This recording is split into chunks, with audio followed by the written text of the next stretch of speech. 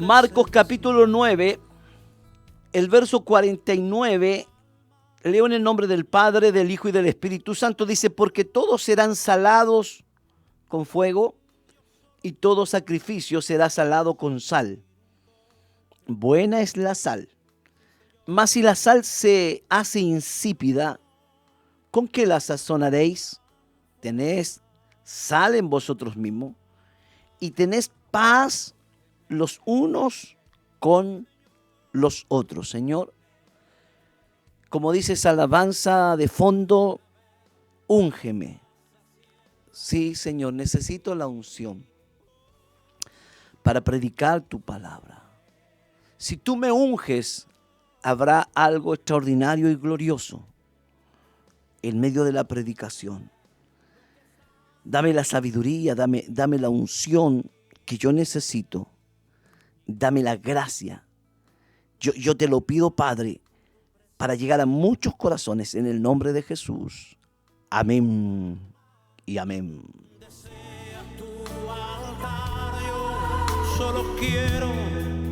Solo quiero recibir un toque tuyo y que tu unción me pueda transformar.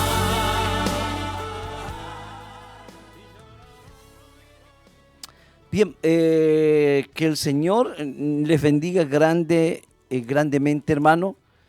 Encontramos en la palabra del Señor a Jesús hablando sobre lo que es la sal.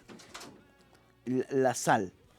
Y si usted se da cuenta, Jesús dice esta frase, porque todo será salado con fuego y todo sacrificio será salado con sal. Cuando usted ve en la antigüedad, en el Antiguo Testamento, específicamente en Levítico 2:13, hay una palabra ahí que habla del sacrificio. Ese libro de los Levíticos es muy importante porque habla de los levitas, de los sacerdotes de Israel. Y el Levítico capítulo 2, en el verso 13, ahí nos dice así, y sazonarás con sal toda ofrenda que presente, no harás que falte jamás de tu ofrenda la sal del pacto de tu Dios. En toda ofrenda tuya ofrecerás sal. O sea, los sacrificios en la antigüedad, ¿cierto? Habían sacrificios que eran de aroma agradable, que se les llama un sacrificio de olor grato. Y reciben este nombre porque son tipo de Cristo, ¿cierto? Porque Cristo fue un varón que dio un olor grato. Fue el más perfecto sacrificio que Dios se agradó de él. ¿Me entiende?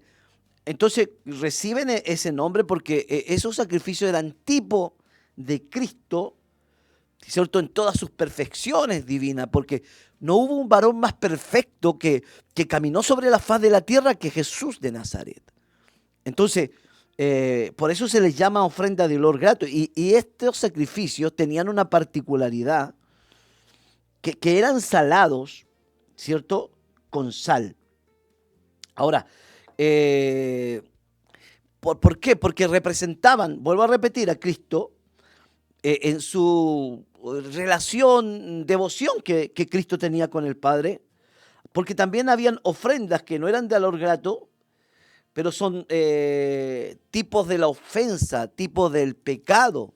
O sea, cuando nosotros pecamos, aplicando la palabra, nuestra ofrenda a Dios no es de olor grato. Por eso dice la Biblia que debemos dar olor de vida y no olor de muerte. El testimonio es muy importante.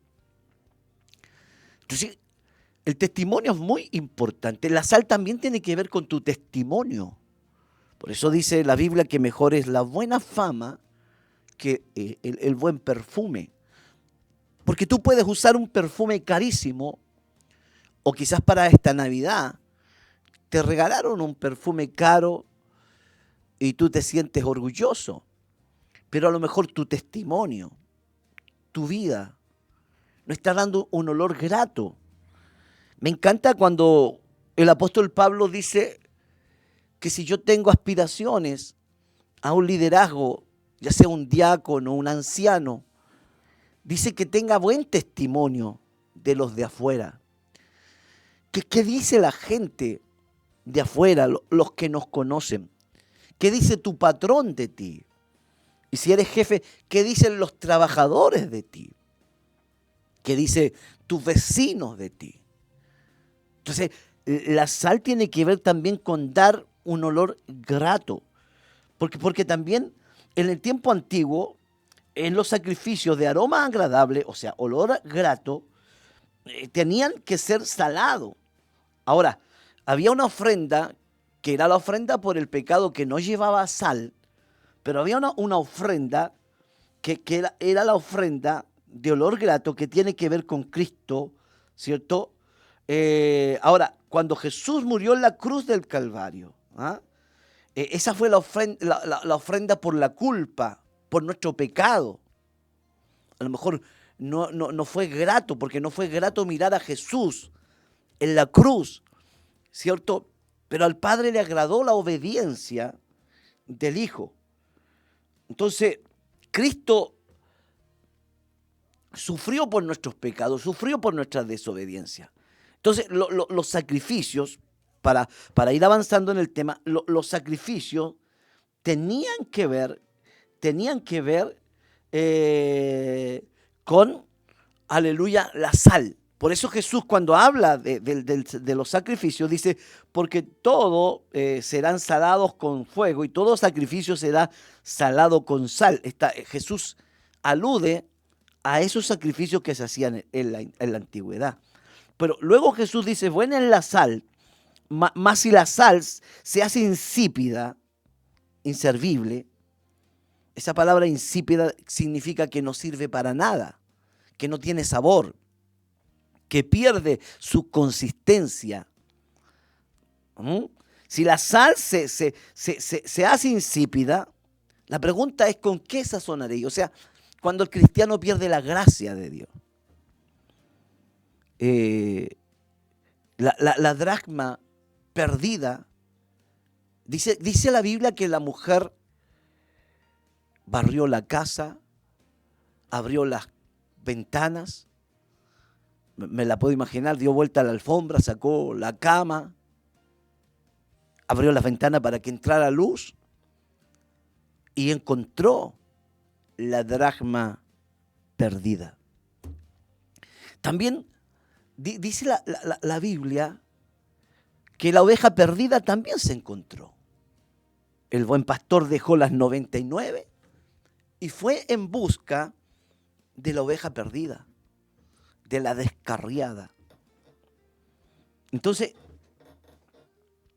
la oveja perdida y la dracma se encontraron. Incluso el hijo pródigo se encontró. Hay cosas que se pierden y se pueden volver a encontrar. Pero cuando la sal pierde su sabor, no sirve más para nada. Cuando se pierde la gracia, cuando se pierde el favor de Dios, cuando se pierde eso rico que Dios puso en tu vida, tú pierdes todo. Por eso dice la Biblia, si la sal se hace insípida, ¿con qué la sazonaré? No hay nada. Ahora, la iglesia es la sal de la tierra. Y si la sal se hace insípida, ya no sirve para nada. Somos la única reserva moral que tiene este mundo, los cristianos, llenos del Espíritu Santo. Entonces, cuando la Biblia habla de la sal, habla del creyente. Pero me llama mucho la atención que dice Jesús, tened sal en vosotros mismos. O sea, ustedes tienen que tener sal. Ahora, ¿por qué la Biblia habla de la sal? ¿Qué es la sal en la Biblia? ¿Cuál es la función de la sal? Una de ellas es que condimenta, ¿cierto? Te puede hacer como dice un pastor por ahí, una rica cazuela con los mejores choclos, el mejor zapallo, ¿cierto? La carne de calidad, ¿cierto? Los obucos, ese hueso redondo, las papas de allá de Carahue. Pero si toda esa cazuela que usted hace no tiene sal, es desabrido. Como diríamos, ¿cierto? Los jóvenes no tienen ni un brillo.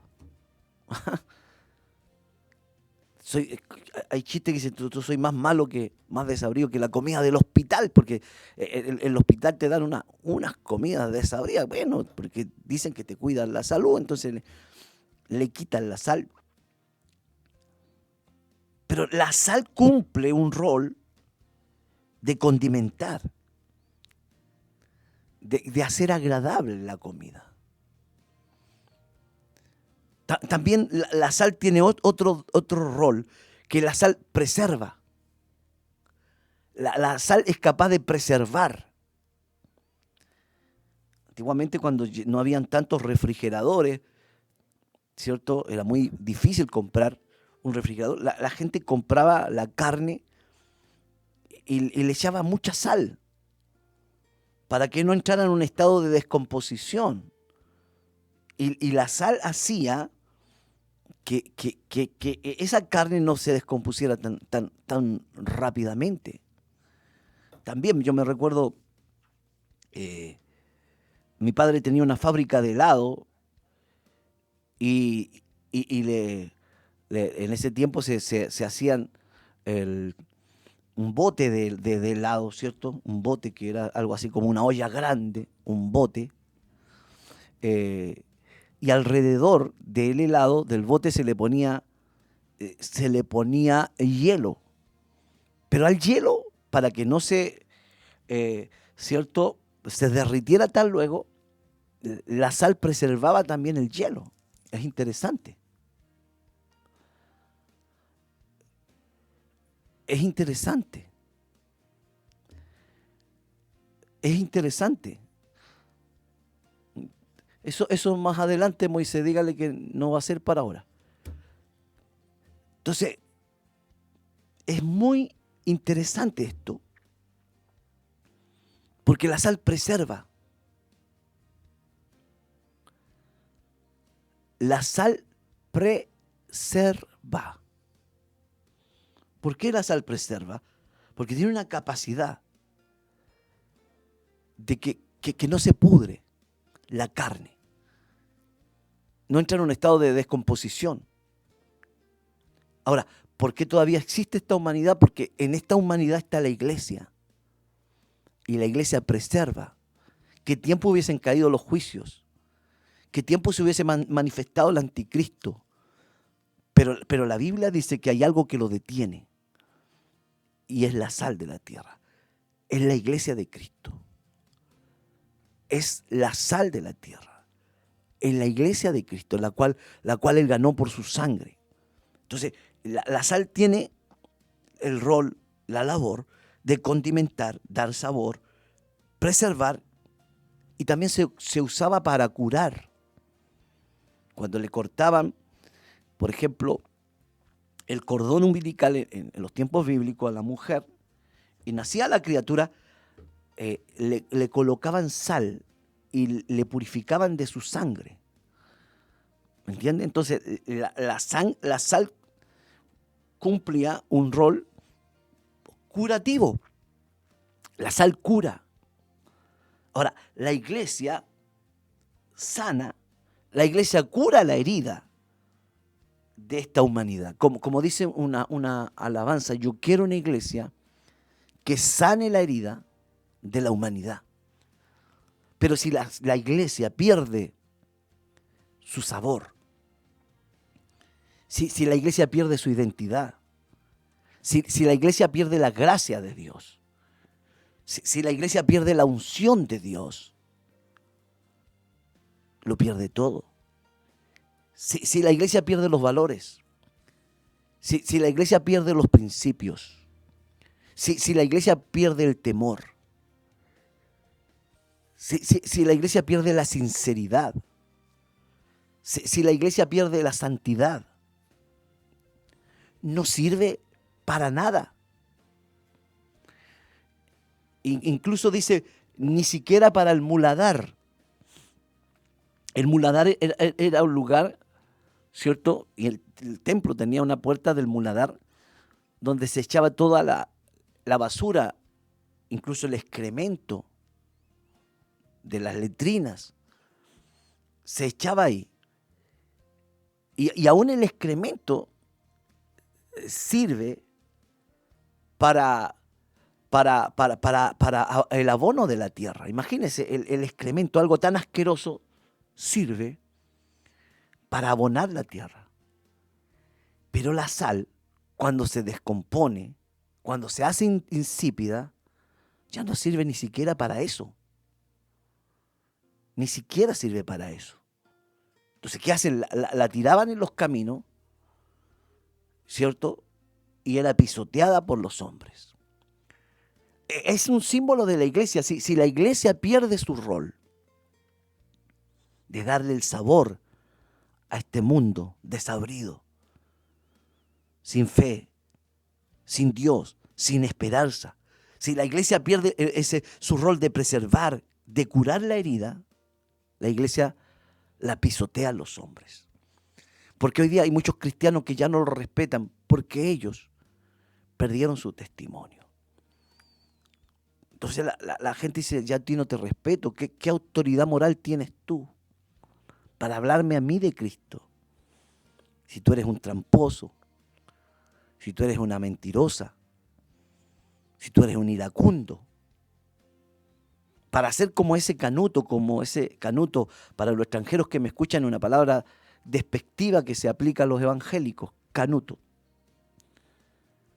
Entonces la gente a los evangélicos en Chile les dice canuto, aunque tiene una historia que no tengo tiempo para contarla.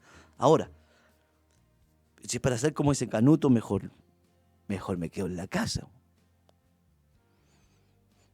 Entonces, la sal que se hace insípida no sirve para nada.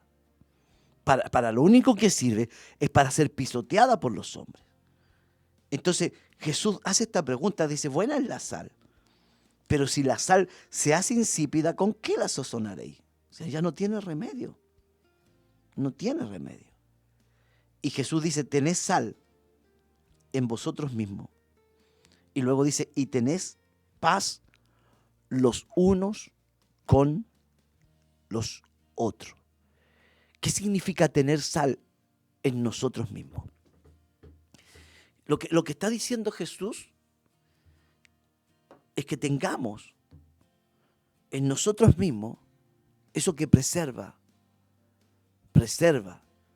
tu honestidad, preserva tu temor, preserva tu respeto, que no se descomponga la carne, que no dé mal olor. Preserva. Tenés sal en vosotros mismos. Que la gente pueda decir, ese hombre tiene algo especial. Esa mujer tiene algo especial. Qué lindo es cuando la gente reconoce en nosotros algo especial. Y Jesús nos insta a tener sal en nosotros mismos. Mire lo que dice Colosenses, capítulo 4, verso 6. Y dice así, sea pues vuestra palabra siempre con gracia, sazonada con sal, para que sepáis cómo debéis responder a cada uno. Sea vuestra palabra siempre con gracia, sazonada con sal. Hay una versión que dice, vuestra palabra siempre sean agradables. Otra versión dice, vuestras conversaciones sean agradables. Sean agradables. Sazonada, que tengan buen gusto. Que tus comentarios tengan buen gusto. Por eso dice, sea vuestra palabra con gracia. Ahí significa agradable. Que a la gente le da gusto escucharte. Cuando dice sazonada con sal significa que tenga condimento. Sazonada con sal significa que sea de buen gusto. ¿Te ha pasado que de repente tú estás conversando con alguien y alguien viene y hace una broma de mal gusto? ¿O una conversación de mal gusto que no es sazonada con la sal de Dios? Estaba re bien conversando, pero de repente esa persona echó a relucir el odio, el resentimiento. Dios dice, tengan sal en ustedes mismos. Vuestras palabras siempre sean con gracia, agradables, sazonadas con sal, de buen gusto. A eso se refiere. Entonces, un cristiano hace comentarios de buen gusto. Un cristiano habla palabras agradables. No va a faltar el pentecostal como yo, ¿cierto? Porque así somos los pentecostales. Dicen, yo no puedo hablar puras cosas agradables, yo tengo que decir la verdad. Y con esa verdad atacar al prójimo. Eso no es el Espíritu de Dios. Cuando dice la palabra agradable significa que tus conversaciones sean agradables, que sean de buen gusto. O sea, cuando Jesús dice, tenés sal en vosotros mismos y tenés paz los unos con los otros, incluye que si yo tengo sal, yo tengo paz. Por ejemplo, yo con Moisés, entre nosotros, si estamos enojados, enemistados, aborrecidos, no hay sal entre nosotros. Tenés sal en vosotros mismos y tenés paz lo uno con lo otro. Se da cuenta que lo relaciona. Entonces, una persona que tiene odio, que tiene rencilla, que tiene rencor, que no pasa al vecino, ¿cierto? ¿Tendrá sal? La respuesta es no. La respuesta es no. No tiene sal. Ahora, busqué un diccionario que habla de la sal en la antigüedad y dice que muchos viajeros llevaban sal. Cada uno tenía una bolsa que contenía sal. La sal era muy cara en esos tiempos. Incluso cuando a alguien se le pagaba con sal. Era un lujo tener sal. De ahí viene la palabra salario. Cada uno tenía una bolsa que contenía sal, ¿cierto? Los viajeros. Cuando dos viajeros llegaron a un acuerdo sobre algo, ellos sellaban ese acuerdo, ¿cierto?, con un intercambio de sal. Los dos tenían una bolsa de sal, una bolsita de sal.